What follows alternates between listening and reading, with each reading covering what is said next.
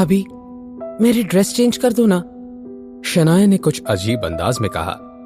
अपनी उखड़े रहने वाली बीवी की कही ये बात सुनकर आहान की हैरानी का ठिकाना नहीं रहा। आहान को कुछ तो गलत लग रहा था, इसलिए उसने शनाया से सवाल करते हुए कहा, हबी, आपने मुझे हबी बुलाना कब से शुरू कर दिया? और आप चाहती हैं कि मैं आपकी ड्रेस चेंज करने में मदद करूं? आहान के सवालों को सुनकर शनाया ने उसे घूर कर देखा और बोली, ये कैसा सवाल है? तुम हबी हो तो हबी ही बुलाऊंगी ना, और अपनी वाइफ की ड्रेस उतारने में प्रॉब्लम ही क्या है?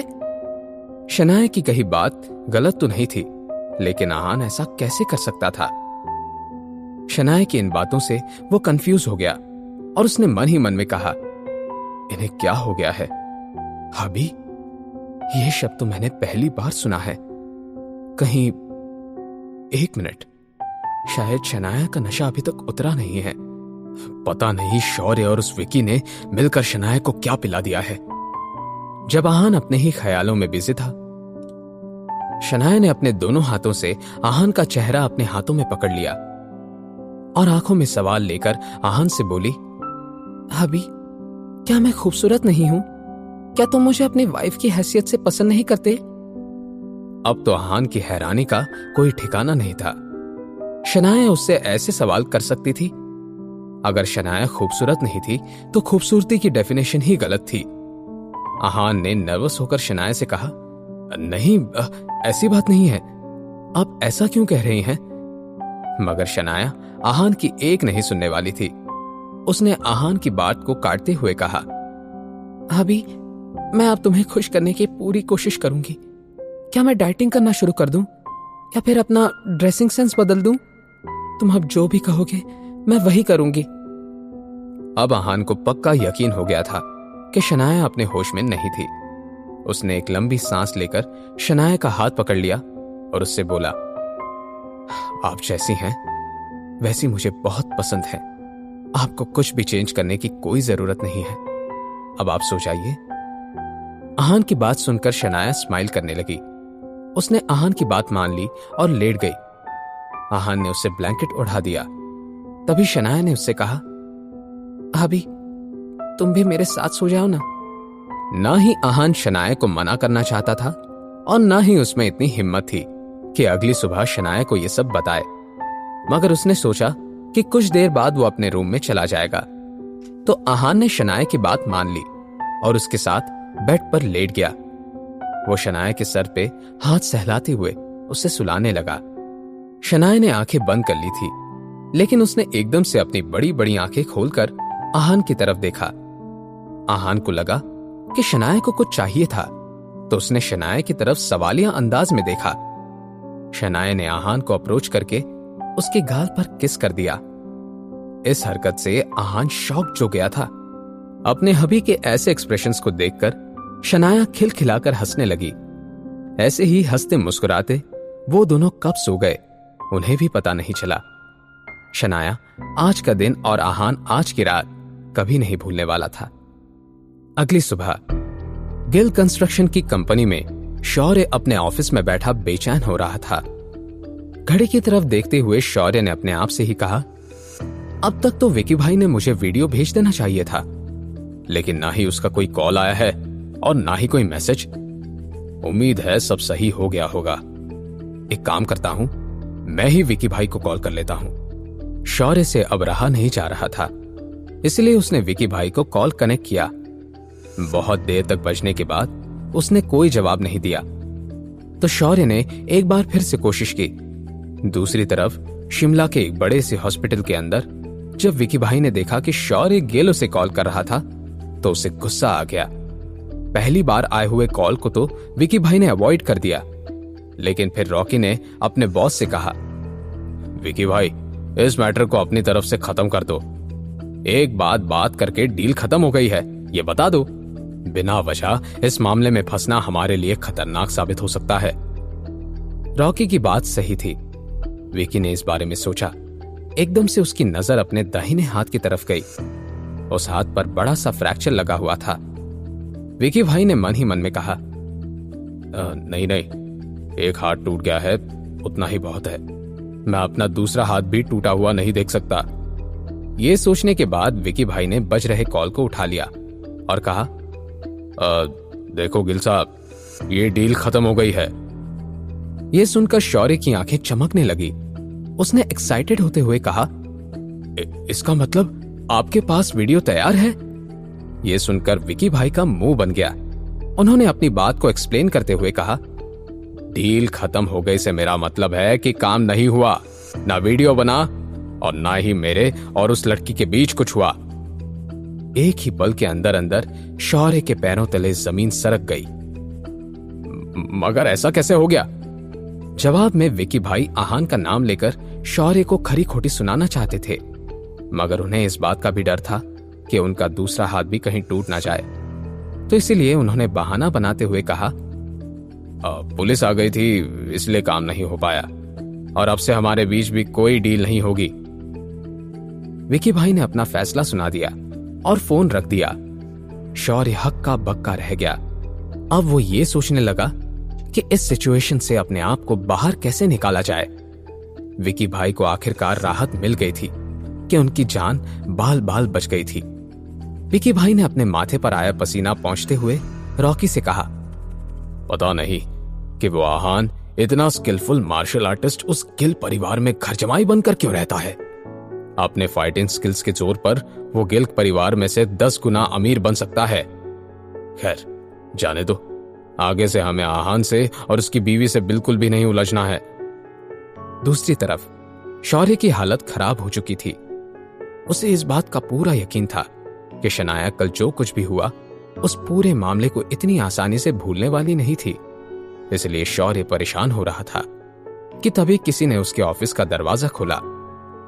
शौर्य ने देखा कि दरवाजे पर कोई और नहीं, शगुन खड़ी थी। उसने शौर्य के पास आते हुए उससे गॉसिप करते हुए पूछा, क्या तुम जानते हो, कल दोपहर को शनाया विक्की भाई नाम के गुंडे से मिलने गई थी, और इतना ही नहीं, वो दोनों प्लाजा बार के एक प्राइवेट रूम में अकेले थे। शगुन के इस सवाल को सुनकर शौर्य ने कुछ रिएक्ट नहीं किया और जवाब देने के बजाय उससे ही उल्टा सवाल करते हुए कहा, तुम्हें इस बारे में किसने बताया शगुन? शगुन का ध्यान तो शनाया के इस बारे में हो रहे गॉसिप पर था, इसलिए उसने शौर्य के चेहरे पर उड़ा हुआ रंग नोटिस ही नहीं किया। शगुन ने शौर्य को जवाब देते हुए कहा, मेरी एक दोस्त कल उसी बार में थी, उसने ही मुझे कॉल करके शनाया के इस नए स्कैंडल के बारे में बताया। शगुन की यह बात सुनकर शौर्य के दिमाग में एक शैतानी आइडिया आ गया। वैसे तो शगुन शौर्य से कम चालाक नहीं था, मगर जब भी बात शनाया की होती थी शगुन का दिमाग चलना बंद हो जाता था। और इसी ही बात का फायदा उठाते हुए शौर्य ने उससे कहा, शगुन, मैं भी इस बारे में जानता हूं। एक्चुअली मैंने तो सुना है कि शनाया आज सुबह तक वहीं थी, उस गुंडे के साथ। यह सुनकर शगुन का मुंह बन गया। उसने शनाया की बुराई करते हुए कहा, क्या यश मेहरा के बाद अब ये विकी भाई? क्या सच में शनाया इतनी गिरी हुई हरकत करने लगी है? क्या उसे हमारे फैमिली की प्रेस्टीज से कोई लेना देना नहीं है? शौर्य, तुम्हें क्या लगता है उसने ऐसा क्यों किया होगा? शौर्य को इसी सवाल का तो इंतजार था।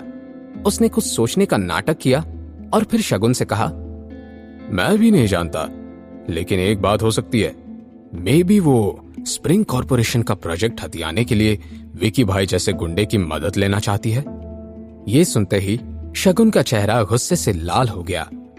उसने शौर्य की तरफ देखते हुए कहा, शौर्य, अब हमें दादाजी को इस बारे में बता देना चाहिए। इससे पहले कि देर हो जाए, हमें दादाजी को मनाना ही होगा। एक बार उन्हें शनाया का सच पता चल जाए तो जैसे दादाजी ने शनाया को स्प्रिंग कॉर्पोरेशन वाले प्रोजेक्ट से निकाला था, वैसे ही उसे कंपनी से और हद तक की परिवार से भी धक्के देकर निकाल देंगे। चलो हम चलते हैं। शौर्य यही तो चाहता था। अब उसे कुछ कहने की जरूरत ही नहीं थी। शनाया के अगेंस्ट शगुन ही सब कहने वाली थी, तो इसलिए शौर्य ने शगुन की बात पर हामी भर दी और दोनों शौर्य के ऑफिस से बाहर निकल गए। जब शौर्य और शगुन उनके दादाजी आनंद गिल के ऑफिस में पहुंचे, उन दोनों की आंखें खुली की खुली रह गई। शनाया और आहान पहले से ही आनंद गिल के सामने बैठे हुए थे। शौर्य और शगुन की तरफ देखकर आनंद गिल उन्हें गुस्से से घूरने लगे। अपने दादाजी की ऐसी नजरों को नोटिस करने के बाद शौर्य समझ गया कि शनाया ने उसकी शिकायत पहले ही कर दी थी। अब वो सोचने लगा कि क्या किया जाए। तभी शगुन ने शनाया की तरफ गुस्से से देखते हुए कहा, शनाया, तुम कितनी बेशर्म हो।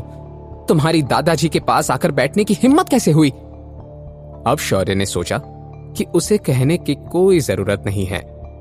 शनाया ने जब बात सुनी, उसे शक हुआ कि कुछ तो गलत था, लेकिन उसने इस बात को नजरअंदाज करते हुए शगुन से पूछा, ये तुम कह रही हो? मगर आहान शौर्य को देखकर ही समझ गया था कि कुछ तो गड़बड़ थी। शौर्य इतना चालाक तो है कि कुछ नहीं करेगा। जरूर उसने शगुन को अपनी तरफ से ले लिया होगा। आहान ने मन ही मन में कहा और खामोशी से सबकी ओर देखने लगा। शगुन ने हंसते हुए शनाया की तरफ देखा और बोली, मैं क्या कह रही हूं? यश मेहरा के बाद अब विकी जैसा गुंडा? क्या तुम्हारे अंदर शर्म नाम की चीज नहीं है? शौर्य ने कल तुम्हें विकी के कमरे में जाते हुए देखा और तुम तो पूरी रात भर भी नहीं आई और पूछ रही हो कि मैं क्या कह रही हूं? शनाया को अब समझ में आ गया कि शौर्य इतना आराम से क्यों खड़ा था।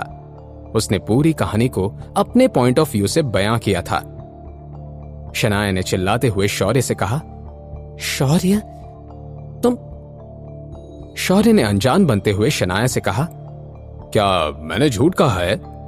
क्या तुम विकी के प्राइवेट रूम में अंदर नहीं गई थी? तुम अच्छे से जानती हो कि तुमने क्या किया है। शौर्य की बात पर शनाया कुछ कह पाती, इससे शगुन ने कहा, शनाया, तुम हर किसी को बेवकूफ बनाना बंद कर दो। यश मेहरा तक तो ठीक था, लेकिन विकी एक गुंडा? क्या तुम भूल गई हो कि तुम्हारे नाम के पीछे गिल फैमिली का नाम लगता है? एटलीस्ट उसकी ही कदर कर लो। तुम हर दूसरे आदमी के साथ अपना मुंह काला कर रही हो। इससे पहले कि शगुन अपनी बात पूरी कर पाती, आहान ने उसे बीच में टोकते हुए कहा, अपनी जबान को लगाम लगाओ शगुन। जिस गुस्से और ऑर्डर के साथ आहान ने अपनी बात कही थी, शगुन का मुंह बंद हो गया। पहले तो शगुन डर गई, मगर फिर उसने अपने दादाजी की तरफ देखकर कहा, दादाजी देखिए, अब तो इस निकम्मे घर जमाए की हिम्मत भी दिन ब दिन बढ़ने लगी है। कल इसने सबके सामने शौर्य पर हाथ उठाया और आज ये मुझे चुप कर रहा है। आहान के बारे में तो आनंद गिल ने भी सुन रखा था। आहान ने कहा था कि वो आनंद गिल से बिल्कुल भी नहीं डरता था। इस बात से शनाया के दादाजी को बहुत गुस्सा आया था। इस पॉइंट पर उनका चेहरा काला पड़ गया था। वो आज या कल इस नाकारे घर जमाई को अच्छा सबक सिखाने वाले थे, मगर इस वक्त सबसे जरूरी बात यह थी कि उन्हें अपने पोतों के बीच यह झगड़ा सॉल्व करना था। इसलिए उन्होंने सभी की तरफ देखते हुए जोर से कहा, बस बहुत हो गया। अपनी बात कहते हुए आनंद गिल ने सामने रखे टेबल पर जोर से हाथ मारा। उनकी बात सुनकर सभी शांत हो गए। आहान के बारे में बाद में बात करते हैं। जरूरी बात यह है कि तुम दोनों में से झूठ कौन बोल रहा है। आनंद गिल ने अपना फैसला सुनाते हुए कहा। जाहिर सी बात थी, उनके लिए आहान बिल्कुल भी जरूरी नहीं था। आनंद गिल ने कभी भी आहान को अपने परिवार का हिस्सा माना ही नहीं था और उन्हें यह प्रॉब्लम सॉल्व करना ज्यादा जरूरी लग रहा था। अपने दादाजी की इस बात को सुनकर शौर्य और शगुन नॉर्मल थे, मगर शनाया, उसके चेहरे का रंग पीला पड़ गया था। दादाजी ने जो भी कहा उसका यही मतलब है कि उन्हें शुरुआत से मेरी कही एक भी बात पर बिल्कुल भी भरोसा नहीं था। शनाया ने मन ही मन में कहा। इस बात से शनाया कितनी अपसेट हो गई थी, इस बात का अंदाजा लगाना आहान के लिए कोई मुश्किल काम नहीं था। उसे अपने बीवी के लिए बहुत बुरा लग रहा था। जब शनाया अपनी ही सोच में खोई हुई थी, आनंद गिल ने उसकी तरफ देखा और सवाल करते हुए कहा, शनाया, तुमने कहा कि शौर्य ने तुम्हें बार में जाने के लिए ब्लैकमेल किया था और धोखे से तुम्हें वहां बुलाया था। क्या तुम्हारे पास इस बात का कोई सबूत है? ऐसा सबूत जो साबित कर सके कि शौर्य ने ही तुम्हें विकी नाम के गुंडे के पास जाने के लिए मजबूर किया था। क्या होगा शनाया का जवाब? क्या शनाया अपनी बेगुनाही साबित कर पाएगी या फिर शौर्य इस लड़ाई में जीत जाएगा? इस सिचुएशन में आहान का क्या रिएक्शन होगा? जानने के लिए सुनते रहिए पॉकेट FM।